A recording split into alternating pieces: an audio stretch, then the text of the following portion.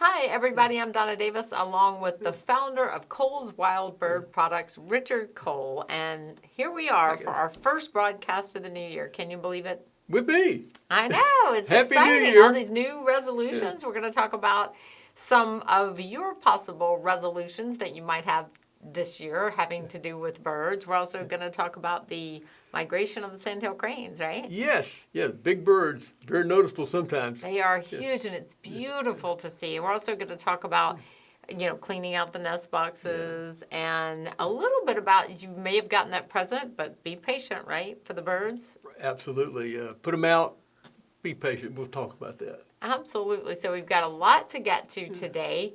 And we want to start with the sandhill crane migration. We also want to invite you to ask your questions of Richard Cole. He is a birding expert. Started the entire company out of a love for birds and watching birds. So he can answer any of your birding questions. We're always here the first Wednesday of the month at 3 o'clock. This time we cheated a little because January 1st was, yes, we did. the first one. But please ask your questions. And if you've seen some sandhill crane migration, make that comment in our comment section or let us know where you're watching, which city you're in and where you're watching. So let's talk about the sandhill crane migration. Those are interesting birds, and a lot of people don't pay a lot of attention to them until all of a sudden they hear them.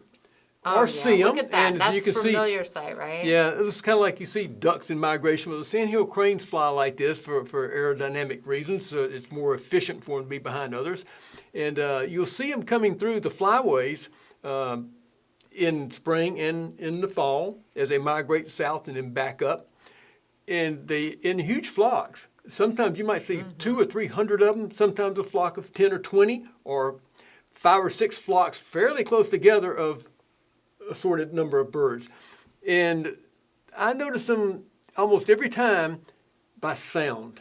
Yes, they have a very long distinctive before I see sound. them, I will hear those guys. It's a gurgling sound. It's very unusual. They're very loud, and it's one of them making their call will sound like 5 different birds at one time, just the way it sounds. And you get a few of those in a flock flying overhead, even if it's however high they are, maybe 5,000, 4,000, 3,000 feet, usually maybe like 1,500, 2,000 feet up, you'll hear them. Yeah. Inside your house, you'll hear that little gurgling sound. And I hear that, and I'm keen to it, so I'll run outside and start looking for the flock. Sometimes it takes a moment to look around because they're small birds.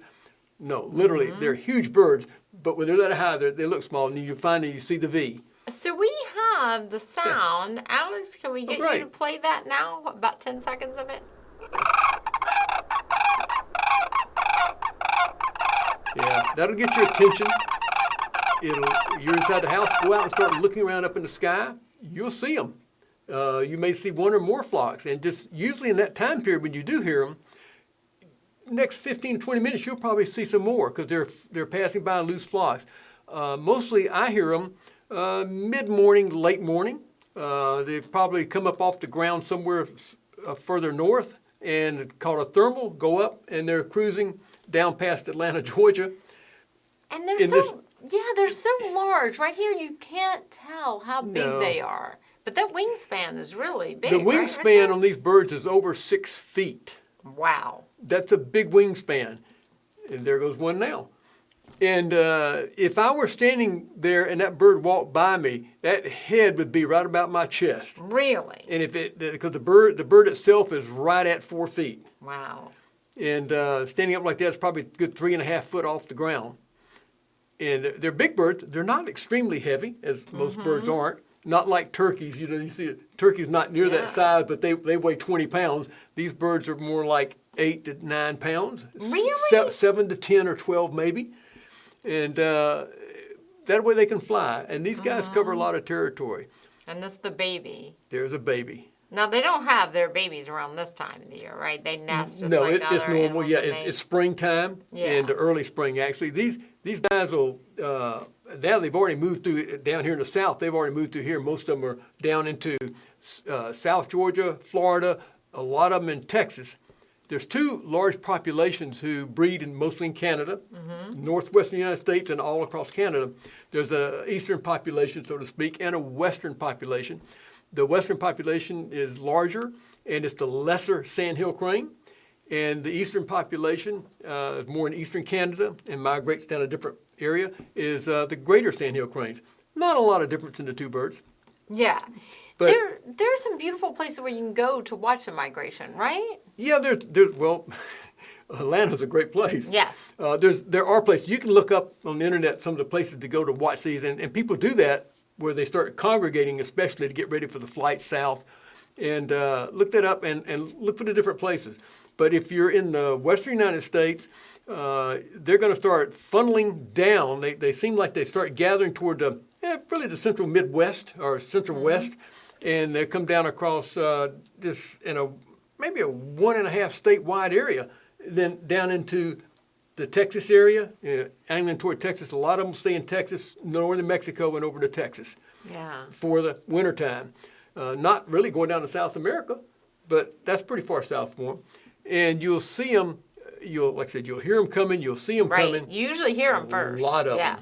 If you're in the east, they're going to be coming down across Chicago and all up through there, but then the funnel will get closer and closer, and then there's a fairly tight range, maybe 100 miles wide, where they are coming on down as they get through North Carolina and then in across Georgia, across Atlanta, then they go down mostly to Florida and in along the Gulf Coast down there. And I always love to hear them come in and watch. It's like, oh, that's right, summer is over when I hear the sandhills moving south. Yeah. And it's always seemed funny to me that I'll hear these things sometimes very early March, late February. And wait a minute, are they going south or are they headed back already? No, they're headed back already. Are they really? And who knows where they're going? Maybe by the time they work their way on up, they can move fast. But by the time they get back up to Canada, they're ready. They're these cold hardy birds, but they get ready to raise their young, so they can get an early start for next year. They've got to get those chicks big enough to fly before they get south again. So they've got a summer to get that done. Yeah. But I don't know. Just it's one of those birds that are so big. They're just pretty, and it's almost like it's the sense of freedom. You just see these guys making that noise and flying south. You hear that a lot, and they had a movie or two about watching geese migrate and training them with the small planes and stuff. But these guys are big birds. They're really pretty birds, and it's just like you might say a harbinger of fall and a harbinger of spring when you hear them go by. If you're fortunate enough to live under one of their flyways, you get to hear that twice a year. Yeah, and it really is neat. And another thing we want to talk about is the birds that you can hear at night during the winter. So it's not just about seeing them during the day, but other birds you might hear. So you and Nancy had just heard some birds, right? Yeah, we did. A lot of the bird identification type rituals, it's just a matter of practice and a little bit of detective work and a little bit of logic. Nancy had heard it. Nancy is so good. My wife, Nancy, is so good with birds and bird sounds to pick them up. And that's a good way to find a lot of birds. You listen to their sound. And she heard one, and it didn't quite resonate with her. It was the other night, actually. And it's like she came in and said, "Oh, come out and listen." I went out, and it wouldn't call me. She said it was just on the next street over. You could hear it going back and forth. I said, "Well, let's do some detective work." Where are we? We're in Georgia, northern Georgia. Okay. What time of year? It's wintertime. Well, we just eliminated a lot of birds flying at night in the wintertime in Georgia. Most birds just got eliminated. Right. So we're down to a few birds, and you start thinking about what were these birds doing? Well, at nighttime, flying around, there's maybe two, the killdeer and a nighthawk. Otherwise, it's not going to be flying. You can whippoorwill and chuckwill's widow. Those birds will be stationary when they're calling, most likely, and they're not going to be here in the wintertime. So by just thinking about what's going on with these birds, it's like, well, it's killdeer. And you got it all figured out. Yeah, and this is hard to do if you're on a shoreline because you're going to get a lot of the shorebirds, but the killdeer is related to the shorebirds. So they may do a little flying at night and a little calling at night. But inside the territory of Georgia, off the coast, that was a way to do it. But apply that logic to wherever you are and to any of those birds you might hear at night. And just think about it logically, and get some help with some books. you can come up and say, oh, wait a minute, it's probably not this because we're in the wrong location. It's probably not this because they're going to be in South America this time of year, so what have I got left? And you get it down to a very manageable number of birds that it might be. Then you could even say, look up on line for the calls of a couple of birds and maybe hit 2 or 3 and say, oh, wait, oh, that was it. That's what it sounded like. So you can figure out what bird you're listening to. Yeah, it really is neat now. The internet has the sounds of almost any bird you can put in, and you can find it. So we want to welcome all the people who have joined us. You can put in the comments what your question is or just what city you're in as you're watching us. And we are so happy that you tuned in, and you can ask any birding question. Richard Cole knows all about the wild birds. And some about oh, you know all about it. So let's talk about how birds are creatures of habit. A lot of us might have gotten a feeder or nesting box, that kind of thing for Christmas, or even some bird seed. But tell us about that waiting period that birds have. You know, let's hope you got some bird feeders, like a Cole's bird feeder, great feeders, and some bird seed, something different to feed them, maybe a suet feeder for Christmas. Like, all right, you put that thing out there, and nothing happens. Yeah, you're so excited, but then they and don't it's touch sitting it. there. It's 4 or 5 days after Christmas, nothing. What's wrong? They don't like that feeder. They don't like that seed. Now, you have to be very patient. Birds are so much creatures of habit. They learn where the food is, what the food looks like, what time of day it's going to be out there even, and they are tuned to that. So if you change the look of the food, say if you go from something that's dark like sunflower seed in the shell to something very light like sunflower meats, great food, it's just going to look totally different. They come up to the feeder, it's got a totally different look. They're going to be hesitant. Even worse, if it's a whole different type of feeder with a different look. Even worse than that, in a different location. Right. So new feeder, new location, it's going to be tough for them. And it's going I to take think them it's all time. about survival, don't you? Because people can set traps for them. They're pretty smart. They're not going to fall for something. Yeah, and they have to be very cautious of how much energy they use to find the food. Yes. So they're going to do the tried and true. If they know the location where food's readily available and they can count on it, they'll spend the energy to get there to find it. That's why they love coming to your feeders when there's food in them. Yeah.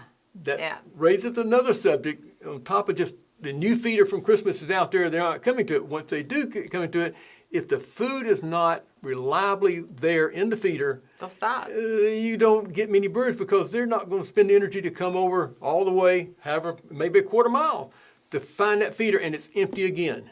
Yeah. So they'll check it occasionally, but not very often. So if you put food out in the feeder, put it out on a consistent basis.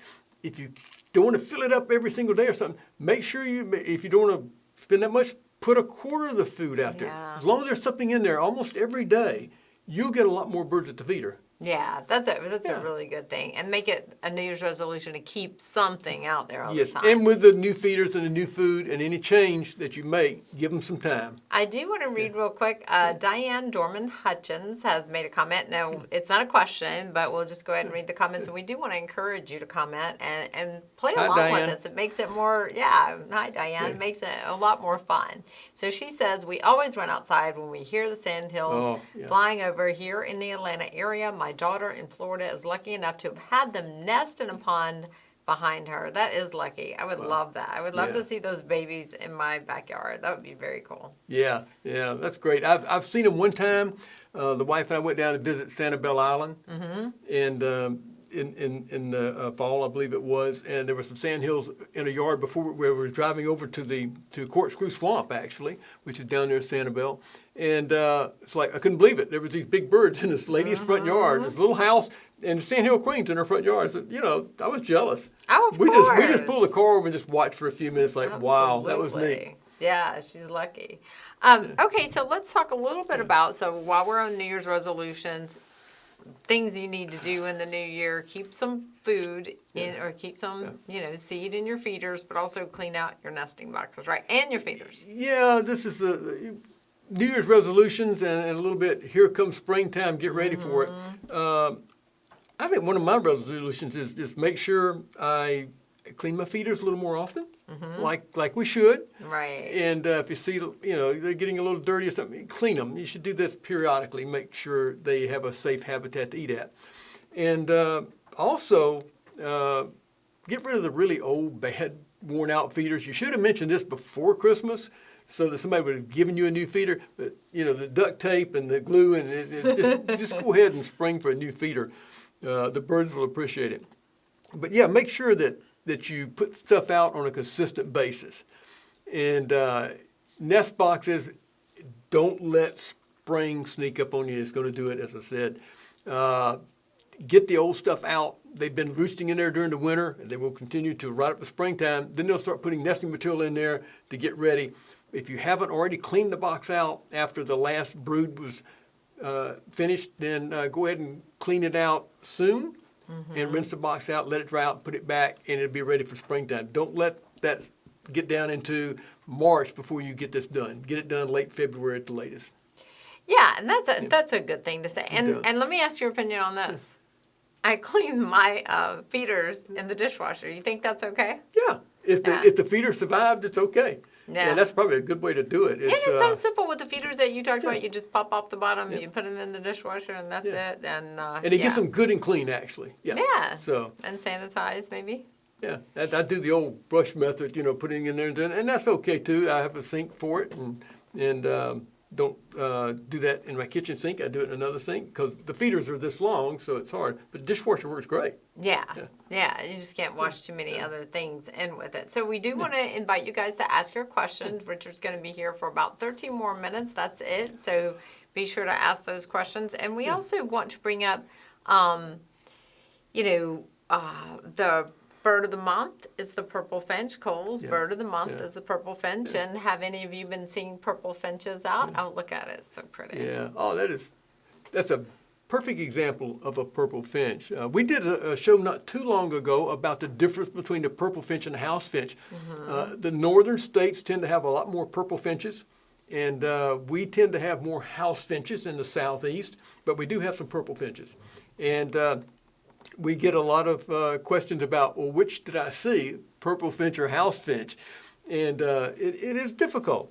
But as you get more familiar with the birds and you watch them, and especially if you're fortunate enough to see purple finch and house finches side by side, it helps. I did that when I was just getting started in the bird business too many years ago. One of the problems I was having was looking at a book, say, well, there's a purple finch in a book, easy. There's the house finch book. Who can mistake those? Then you see either one of them out in the tree, and you're like, well, I don't know. It doesn't look exactly like the picture. It's between this one and this one.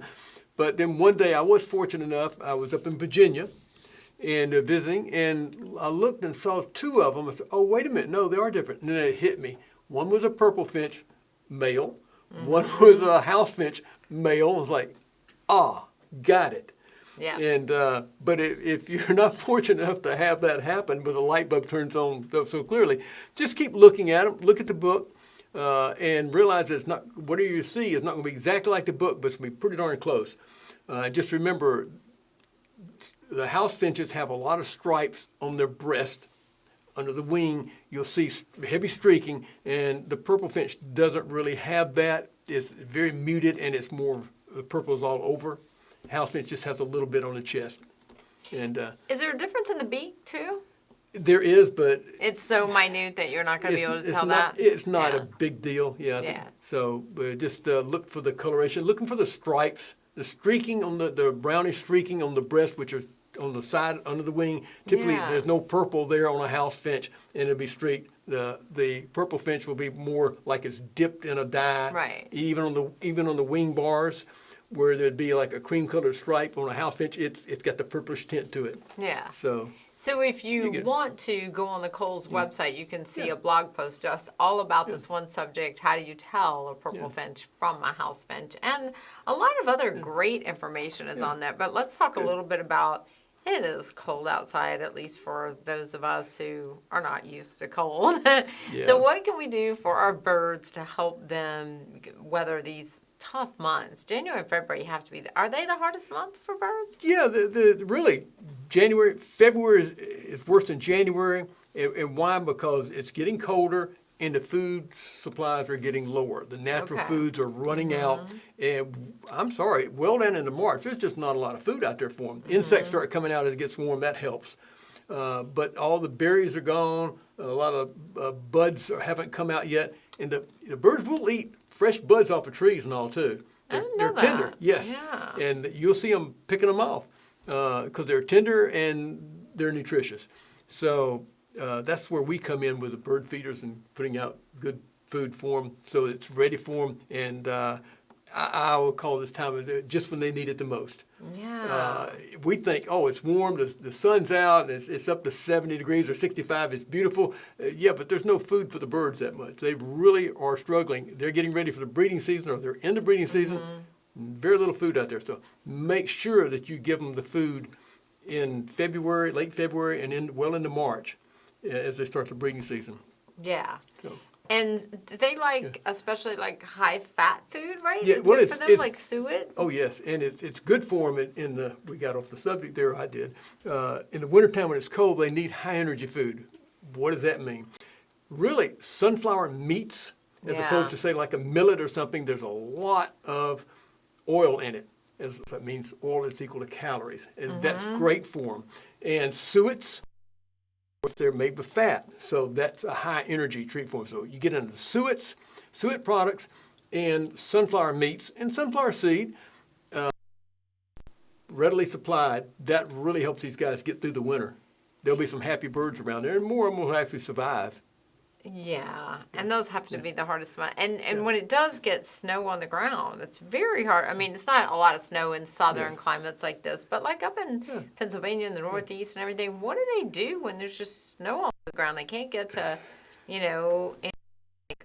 worms or anything like that. So what do they do? What's left is what they can find on trees. Yeah. Undersides of limbs and things. And so they just hang out until the food's available. Everything on the ground is gone. They can't reach it. Another thing which is interesting is in the wintertime, these guys really need water to bathe in. Yes. And I thought this was strange when I first got started. It's like, well, wait a minute. Why would they bathe? You watch them, they like get around the ice and start bathing.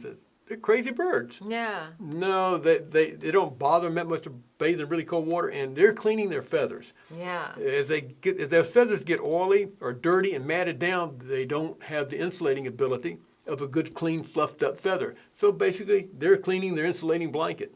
So they will bathe in the wintertime. So if you can, put out some fresh water for them. If it freezes, dump it, put out some more. Yeah. Or get you a bird bath heater.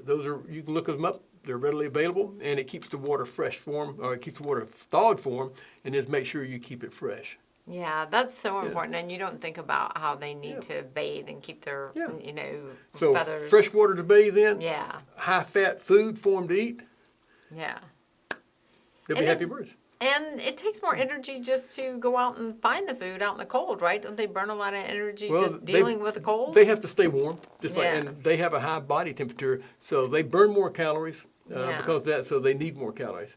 So, but somehow, I'm always amazed at how, even without our help, these little guys survive.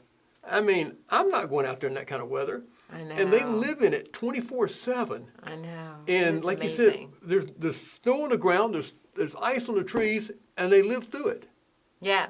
And tell me about some of the ways that you've observed yourself just personally, how they cope with it. Like, don't you, when you see the birds on a wire and they're all sitting together or they're roosting, they keep the body heat together, right? A lot of them do. A lot of them will get up close together. They'll find a place and they just stay still. They'll fluff up their feathers to keep that little blanket around them. And a lot of times you'll see them in more protected areas, in a thick bush. They'll also, some of the birds will come back into the nesting boxes, and they don't live in nesting boxes, but in the wintertime, some of them will go back in for roosting at night. We hear stories all the time, especially of bluebirds coming back in nesting boxes, 5 or 10 of them. Yeah. And they may not even have used that box. They just know where it's at. They're moved down from north. Maybe they come down, they migrate a little bit. And they know where the box is, and they go in and sleep at night. Yeah. They stack up and stay warm. Have you ever seen them going in Yes. in the winter? Yes. The most I've ever seen is like 4. Really? Yes, it's about 4. So, and I've seen them investigating a lot, a flock of maybe 6 or 7. probably weren't the birds that were raised there, but Yeah. you see them stop and one of them will go in, come out, another one will go in. I don't know if that's a training type of thing or they're just Yeah. investigating it for the night, but you see that a lot. And somebody say, oh, my bluebirds are getting ready to nest. Probably not if it's in mid-February.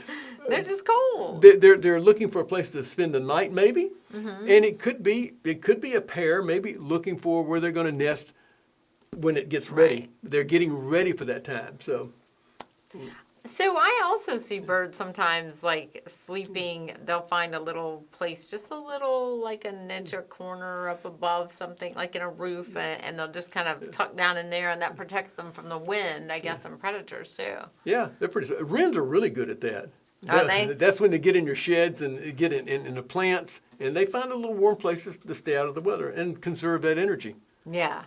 So they are amazing Yeah. survivalists, and you just, birds, it's a tiny little animal that's got to eat a lot just to keep its, to keep going, but it's amazing how good they are at surviving. They are good at surviving, and I always feel good about putting out the food. And I feel like, well, I'm giving them a helping hand. They work so hard at staying alive out there just to get by, and I put out the food. It's like, yeah, that's nice. It gives me a good feeling. Yeah, and we put out the food all the time, but then again, we'll see the hawks all the time out there Oops. too. We're like, oh no, we're not here to feed you. I know they got to live too. Yeah. Kathy, who I never know if I say her name right, Kathy P. DeSaletz, I'm not sure. Old Christmas trees help for shelter. Oh, what a good idea! Yes. Yeah, Yes. I have. you can put an old Christmas tree outside. in That'll the help them. backyard. I have what I call a brush pile. Yeah. I don't let it too out of control, but I pile it up, ends up making good compost over the years, and it gives a place for animals and the birds to just get up in. Old Christmas trees, cut brush, everything is pruned in the fall and winter, gets stacked up there to give them some cover and shelter to get into. Yeah. And sometimes I'll throw some old leaves over top of it, and they've got plenty of places, kind of artificial, but plenty of places to go up in and seek some shelter. Yeah, that's a great idea. Nobody ever talks about what you can do with an old Christmas tree that would actually help the birds. So thank you so much, Kathy.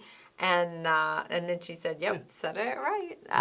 So thank you. I'm glad I did. And I know you're always taking beautiful pictures for our Kohl's calendar, which is out right now in various stores, right? That people can pick up the Kohl's calendar and see the beautiful seasonal pictures that so many of our Kohl's fans take. And we'll have more of those. So I think we're about to wrap it up. If anybody has any questions, now is the time to do it.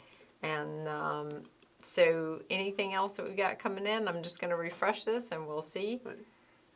Anything else? Any final thoughts, Richard Cole, for today? Yeah, just every now and then, I think one of my other resolutions is just, even for myself, is just take about 2 times a day, take a deep breath, put the devices down, go sit by the window and look at the bird feeder that you put out and you filled it up. Just stop, relax, and just look at them. I know, they're beautiful. And you just watch them for a few minutes coming and going. It's just entertaining, and it really helps settle you down. It really does. And that's payback for feeding them. I think that's you why go we feed do them. it, yeah. Enjoy the relaxation you get from them, but stop and enjoy them. To say that you do it all for them, you shouldn't do that. You should do it for yourself. Yes. It's so much fun. Yes. Yeah, Christmas Day we hosted people at our house and we filled up the feeders and that was part of what everybody did was sit outside on the deck because it was nice and watch the birds. Yeah. Yes. So you feel like that's part of the entertainment that you supply. There you go. All right, thanks so much for joining us. We are here every first Wednesday of the month at 3 o'clock, and Richard is here to answer your birding questions. We'll see you again next month.